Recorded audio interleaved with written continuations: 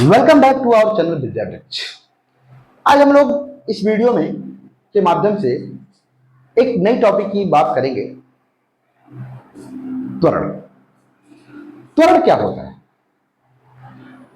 हम लोग जानते हैं, पिछले वीडियो में उन्होंने ये पढ़ा है कि समय के सापेक्ष किसी वस्तु द्वारा विस्थापन परिवर्तन की दर त्वरण है, वेग कहलाता है।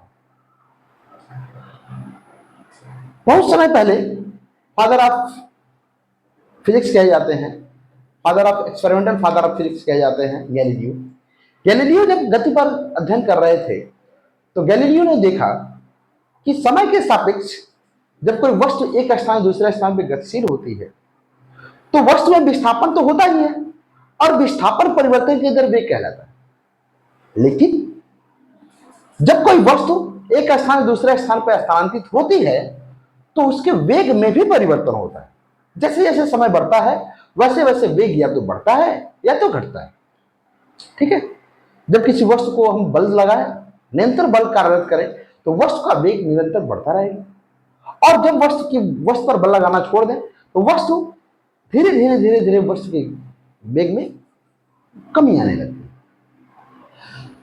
तो इस सापेक्षता को उन्होंने गैलीलियो ने सर्वप्रथम वेग की सापेक्षता को दूरी के आधार पर व्यक्त किया और इस बात को ऑब्जर्व किया। लेकिन दूरी के सापेक्ष जब उन्होंने त्वरण की व्याख्या की, वेग की सापेक्षता दूरी के साथ जब की तो त्वरण की व्याख्या उतनी तर्कपूर्ण संगत नहीं हुई जितना कि समय के सापेक्ष। तो गैलीलियो ने इस बात की व्याख्या की कि समय के साथ किसी वस्तु के वेग परिवर्तन की दर त्वरण कहलाता है। जैसे जैसे वस्तु का समय बढ़ता है, अगर कोई वस्तु नियत वेग से गतिशील हो तो वस्तु का त्वरण शून्य भी प्राप्त हो सकता है। इसके बारे में हम चर्चा करेंगे। तो आइए देखते हैं त्वरण क्या होता है। त्वरण, एक्सेलरेशन, त्वरण।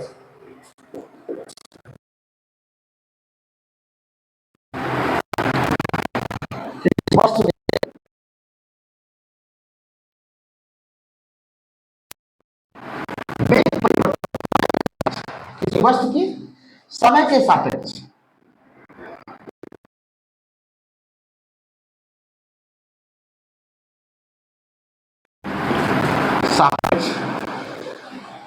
वेग परिवर्तन की दर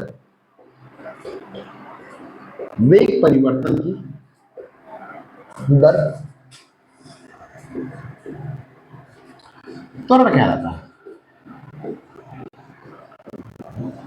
त्वरण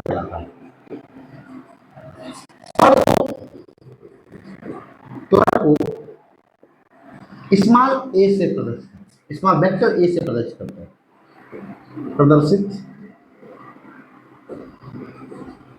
करते हैं। वेक्टर है तो कह देंगे त्वरण एक सदिश राशि।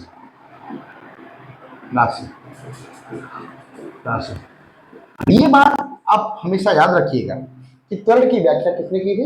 गैलीलियो द्वारा। त्वरण की व्याख्या गैलीलियो द्वारा की गई। ठीक है, तो हम कह सकते हैं फॉर्मूला इसका हो सकता है, होता है त्वरण बराबर वेग परिवर्तन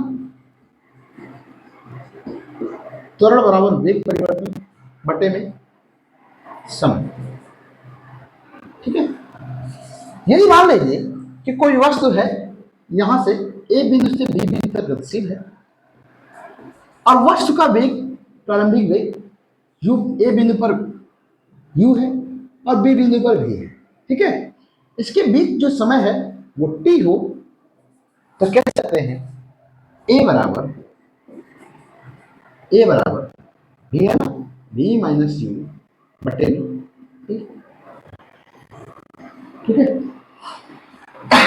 या आप ये भी कह सकते हो, अगर इसे हम a माने, इसे हम b माने और यहाँ पे इसको v1 माने, इसको v2 माने, तो हम यहाँ पे ये कह सकते हैं वेक्टर ए लगाइएगा v2 माइनस v1 अपॉन 2। ठीक है, लेकिन यदि कोई वस्तु, ये प्रारंभिक की बात कर रहे हैं, ये भी हो सकता है, ठीक है, और यदि कोई वस्तु एक निरंतर समय से कारण मतलब कि गतिशील हो और किसी दो बिंदुओं के बीच हमें उसके वेग परिवर्तन को ज्ञात करना हो, तो हम यहाँ पे समय जो है, जैसे मान लीजिए कि इधर भी ये वस्तु हो और आगे भी हो, यहाँ पे हम इसका समय t1 ले लें, यहाँ पे t2 ले लें, इसका जो मान होगा, इसके मध्य का मान वही हम ज्ञात कर सकते हैं, दो समय दिया हो वही समय अंतराल हो सकता है। ठीक है, तो त्वरण का मात्रक, त्वरण बराबर हम कह सकते हैं a बराबर v माइनस यू बटे में इतना, या इसे इतना कह सकते हैं। ठीक है, ये कह सकते हैं। अब आप देखोगे कि त्वरण जो है, आप ये देखोगे त्वरण जो है एक सदिश राशि है, त्वरण एक सदिश राशि है, सदिश राशि। ठीक है, तो कहेंगे त्वरण का मात्रक, त्वरण का मात्रक। अब त्वरण का मात्रक क्या होगा, त्वरण का मात्रक क्या होगा बताइए। वेग है, वेग का मात्रक क्या होता है, मीटर प्रति सेकंड, मीटर प्रति सेकंड, और समय का मात्रक सेकंड। तो त्वरण मीटर प्रति सेकंड स्क्वायर। ठीक है, अब बात आती है त्वरण की विमा की, तो कह देंगे त्वरण की विमा, त्वरण की विमा। अब देखिए यही से ले लेते हैं, ये लंबाई का मात्रक है, कहते हैं लंबाई का मात्रक, लंबाई की विमा और समय की विमा। ठीक है, तो कहते हैं त्वरण की विमा बराबर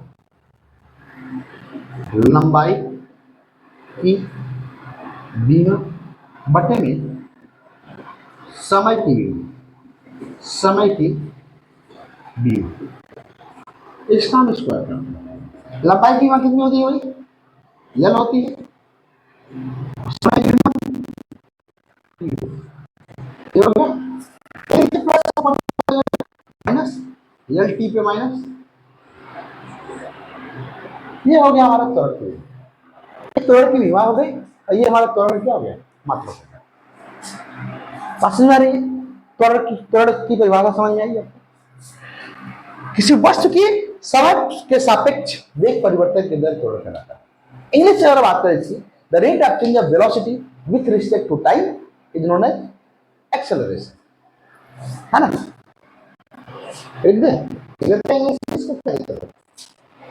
इसको इसके डेफिनेशन इंग्लिश में लिख देते हैं। ठीक है,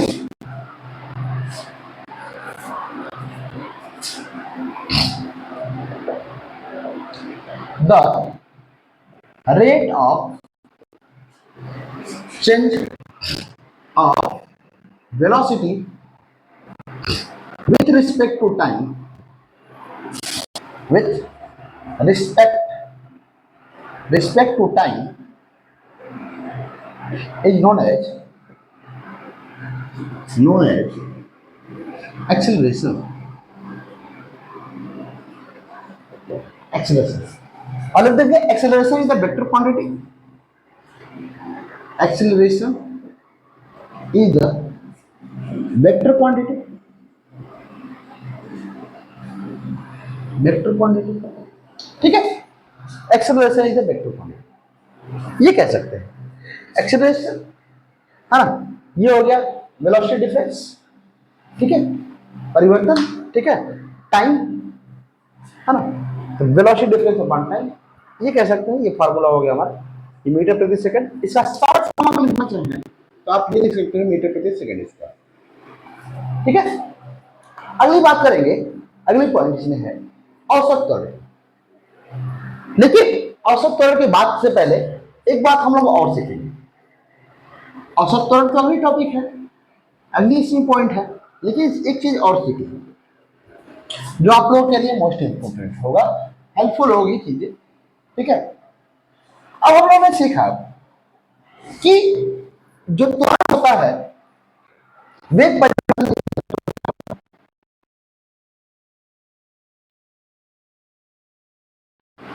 अब इसी त्वरण की बात करें, ये त्वरण तीन कंडीशन में होता है। पहली कंडीशन होती है, ये जो त्वरण का मान होता है वेक्टर की, यदि वेक्टर ए का मान 0 से बड़ा हो तो कह सकते हैं a is greater than 0, a is greater than 0। जब ए इज ग्रेटर देन 0 होता है कहेंगे तब वस्तु वस्तु त्वरित गति करती है, त्वरित गति सॉरी त्वरित गति करती है, त्वरित गति करती है मतलब वेग में परिवर्तन हो रहा है, तो वेग निरंतर परिवर्तन आगे बढ़ रहा है। हाँ, जैसे मान लीजिए, समझिएगा बात को, इसलिए ये है वस्तु, अगर यहाँ पे V1 हो गया, ये V2 हो गया, यदि V1 का मान V2 से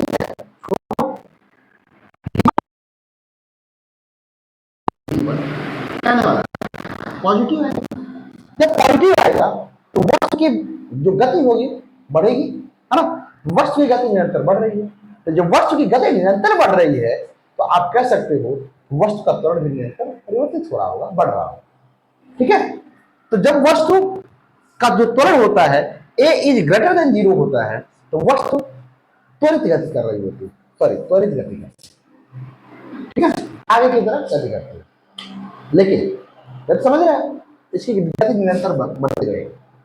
ठीक है, दूसरी कंडीशन में यदि vector a is less than 0, जब ए का मान त्वरण ए का मान लेस देन 0 होता है, यहां पे हम लिख सकते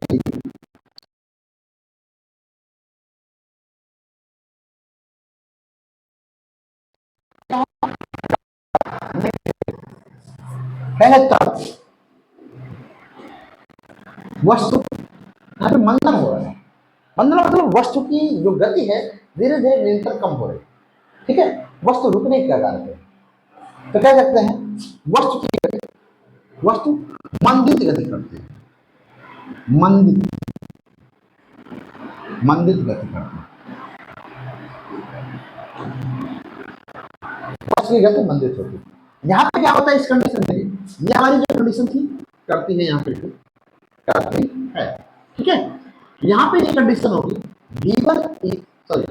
V2 is greater then V1, इस कंडीशन में क्या होगा V1 is greater then V2। तीसरी कंडीशन हमारी होगी A इज इक्वल टू 0, क्या देंगे A इज इक्वल टू 0, जब ये सुन कहेंगे तब वस्तु एक समान वेग से गतिशील,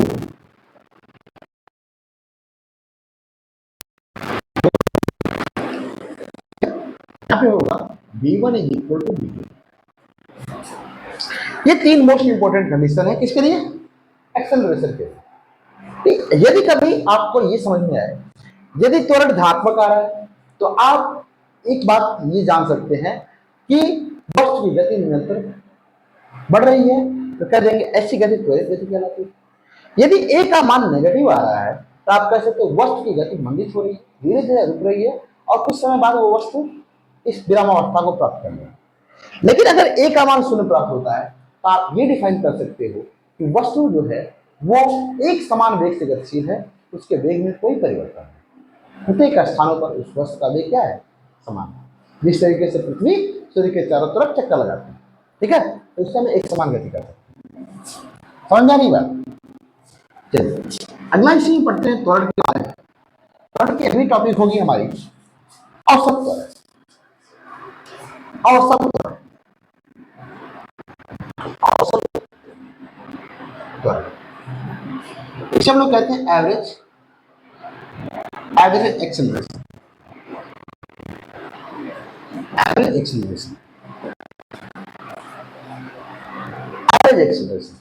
देखिए एवरेज एक्सेलरेशन की बात करें तो जब कोई वस्तु, कोई भी वस्तु गति करेगी तो वस्तु की गति में, वस्तु के वेग में परिवर्तन लाजमी है, परिवर्तन होना ही हो।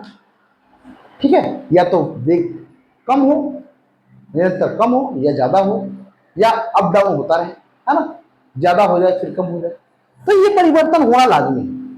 तो जब कोई वस्तु एक स्थान से दूसरे स्थान पर स्थानांतरित होती है। तो किन्हीं दो बिंदुओं, कोई भी दो बिंदु ले लें, किन्हीं दो बिंदुओं के बीच के वेग परिवर्तन तथा उन दोनों बिंदुओं के मध्य के समयांतरालों का अनुपात क्या कहलाता है? औसत त्वरण कहलाता है। ठीक है, तो आइए देखते हैं। जब कोई वस्तु गतिशील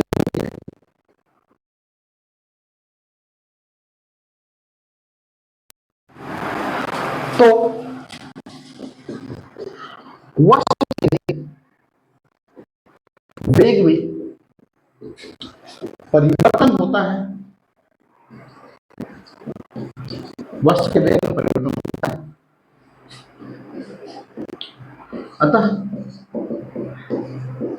किन्हीं दो बिंदु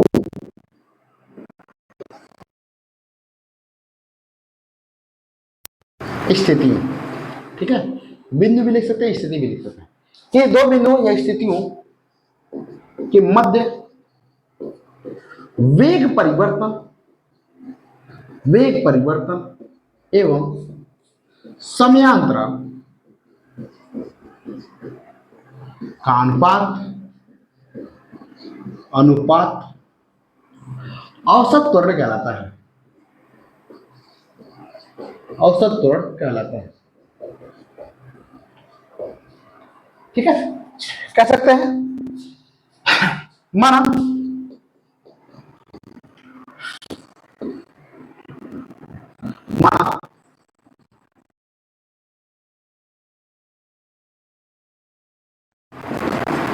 वेग में परिवर्तन, ठीक है, v1 से v2 हो एवं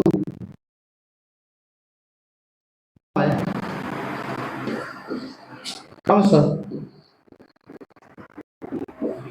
t1 t2 हो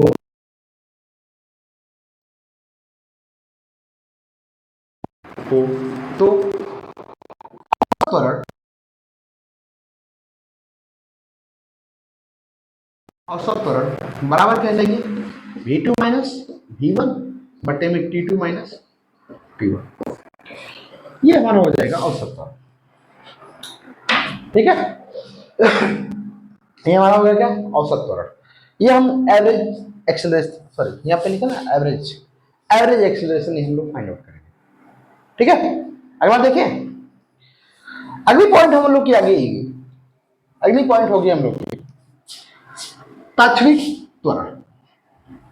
अब हम लोग देखेंगे तात्क्षणिक त्वरण क्या होता है। तात्क्षणिक को हम लोग कहते हैं, तात्कालिक भी कह सकते हैं। तो लिखेंगे तात्क्षणिक, ऑब्लिक लिख लेंगे तात्कालिक त्वरण। इंग्लिश की बनेगी इंस्टैंटेनियस एक्सेलरेशन।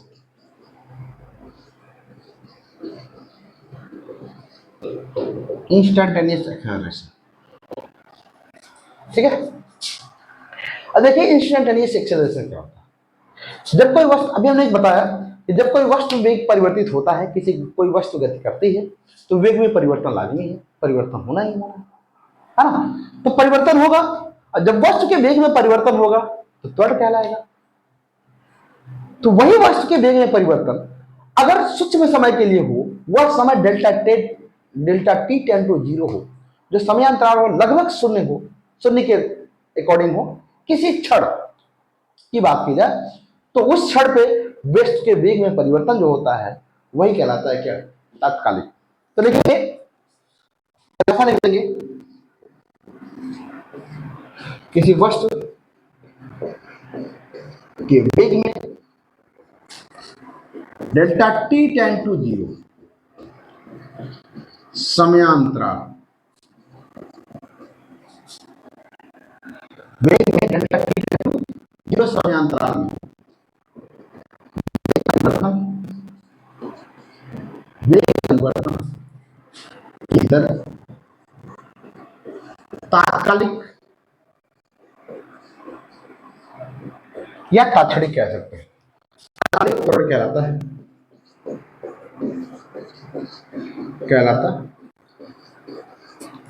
ठीक है। इसे हम लोग डिफाइन करेंगे। वेक्टर ई बराबर limit delta t tend to zero.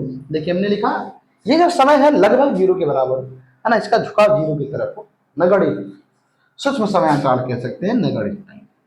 ठीक है, delta t tend to zero तो क्या लेंगे, डेल्टा वी अपान कितना हो जाएगा, डेल्टा टी। डेल्टा वी क्या है भाई, डेल्टा वी क्या है, वेग परिवर्तन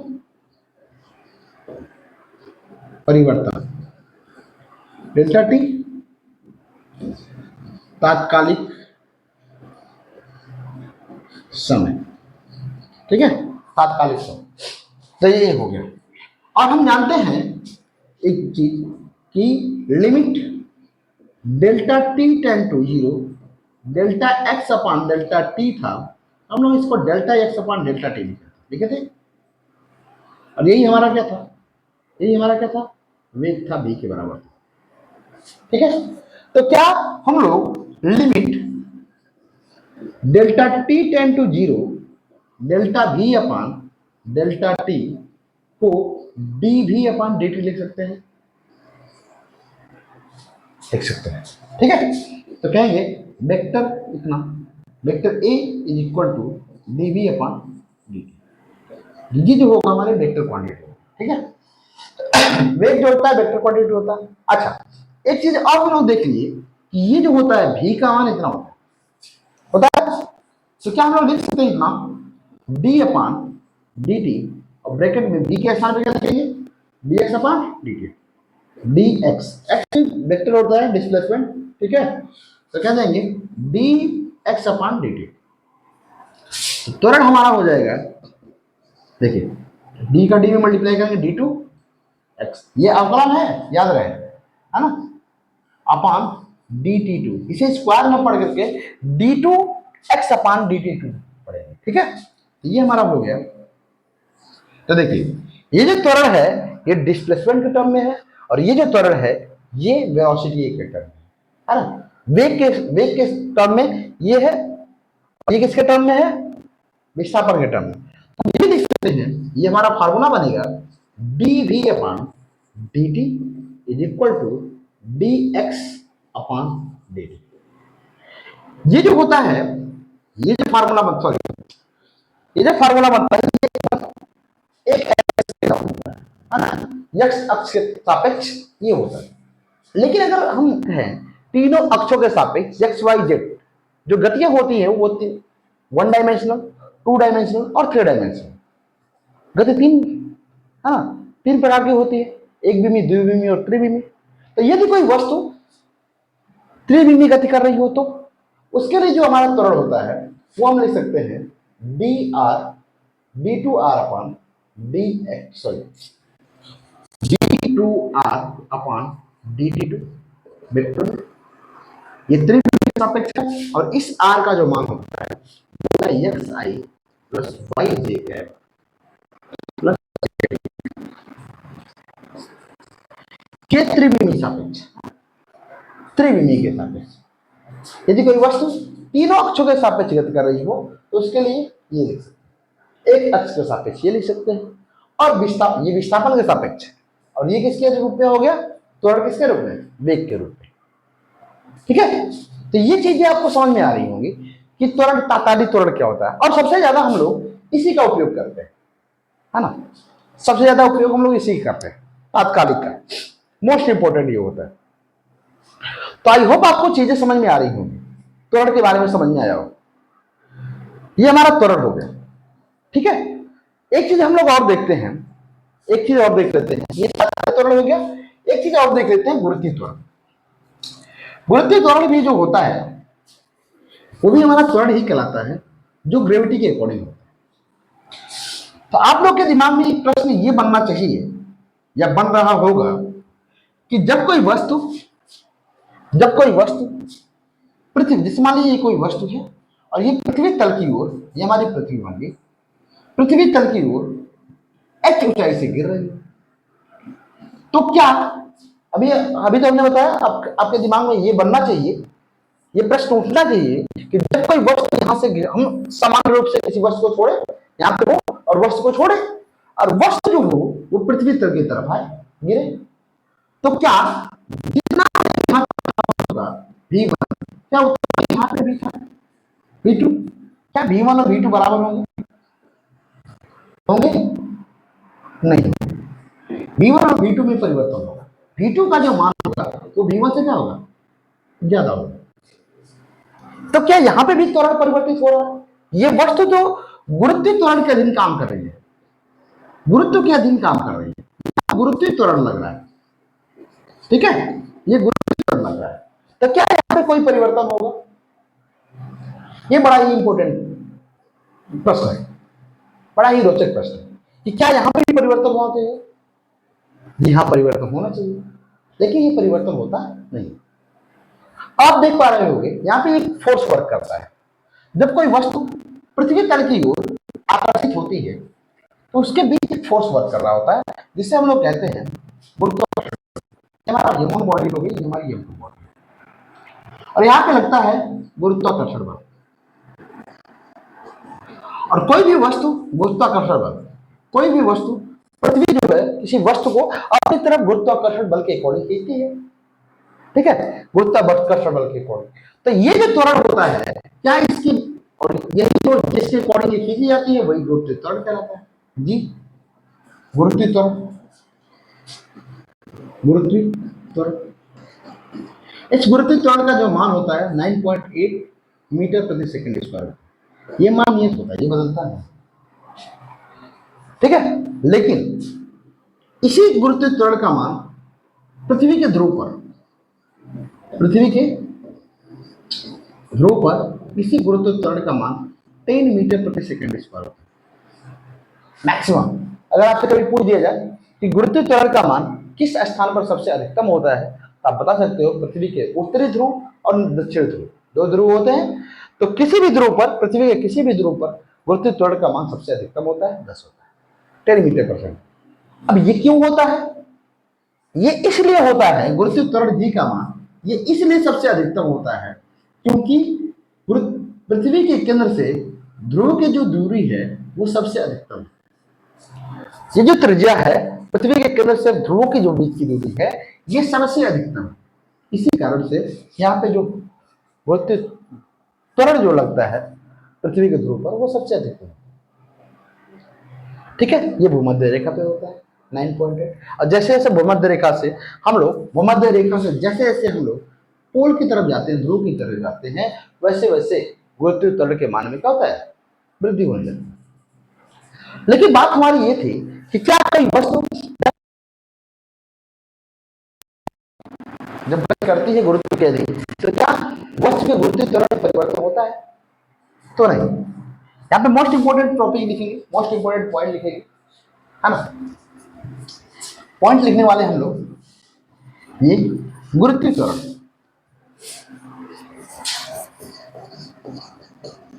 गुरुत्वीय त्वरण, गुरुत्वीय त्वरण, ग्रेविटी,